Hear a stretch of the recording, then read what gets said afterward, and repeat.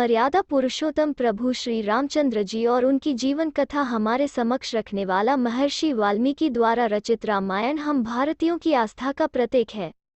पिछले हजारों वर्षों से श्री राम जी हमारे रोम रोम में बसे हुए हैं। प्रभु श्री रामचंद्र जी को, उनके जीवन को हमारी संस्कृति की नींव कहा जाता है और यह पुनर्तः सत्य भी है।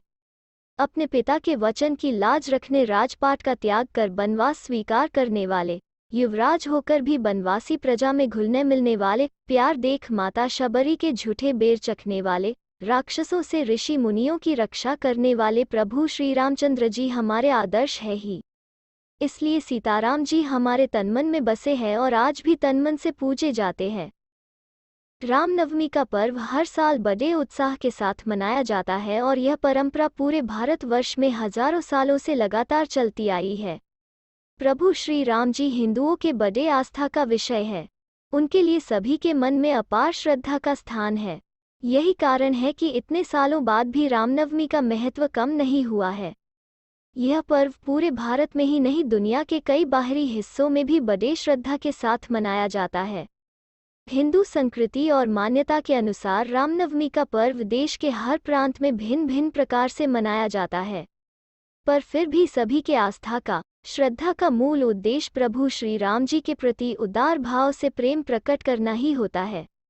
हिंदू धर्म शास्त्रों के अनुसार रामनवमी के दिन ही श्री राम जी का जन्म हुआ था और इसी दिन चैत्र नवरात्रि की समाप्ति भी होती है।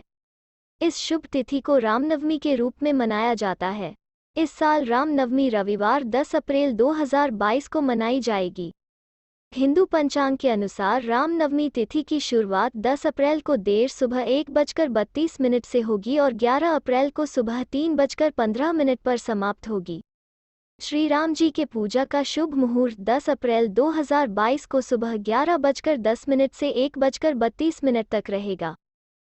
रामनवमी के दिन भक्तों को उपवास करना चाहिए, ऐसा लिखा गया है।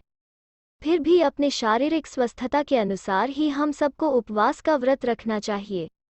नवमी के दिन प्रातः काल उठकर प्रथमत घर, पूजा स्थान आदि स्वच्छ करना चाहिए। उसके बाद स्नान करके शुद्ध होना चाहिए। फिर उपवास का व्रत धारण करना चाहिए।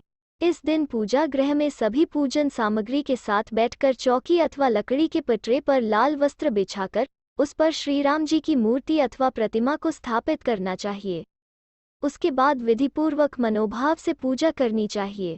श्री राम स्तोत्र, रामायण का आदि का पठन करना चाहिए। पूजा सामग्री में धूप, दीप, घी, नैवेद्य, ऋतुफल, कपूर, अक्षत, तांबूल, दूध, दही, शहद, शर्करा, पान का पत्ता, सुपारी, गुड़, कपूर, पुष्प, तुलसी दल, फल, नारियल, कलश, शुद्ध जल आदि का उपयोग किया जाता है।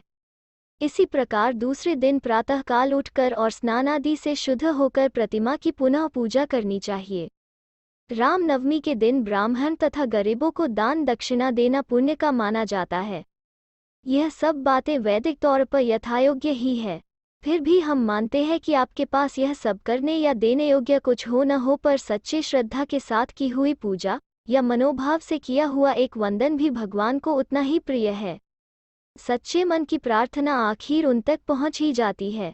आप इस दिन नन्हे मुन्ने बालकों को सर्वगुण संपन्न श्री राम जी के जीवन की कथा सुनाकर उनके सामने एक अच्छी नींव रख सकते हो, जिससे हमारे वैभवशाली संस्कृति का, परंपरा का उनको पता चले और यह वैभवशाली परंपरा ऐसे ही पीढ़ी दर पीढ़ी आगे बढ़ने में मददगार साबित हो।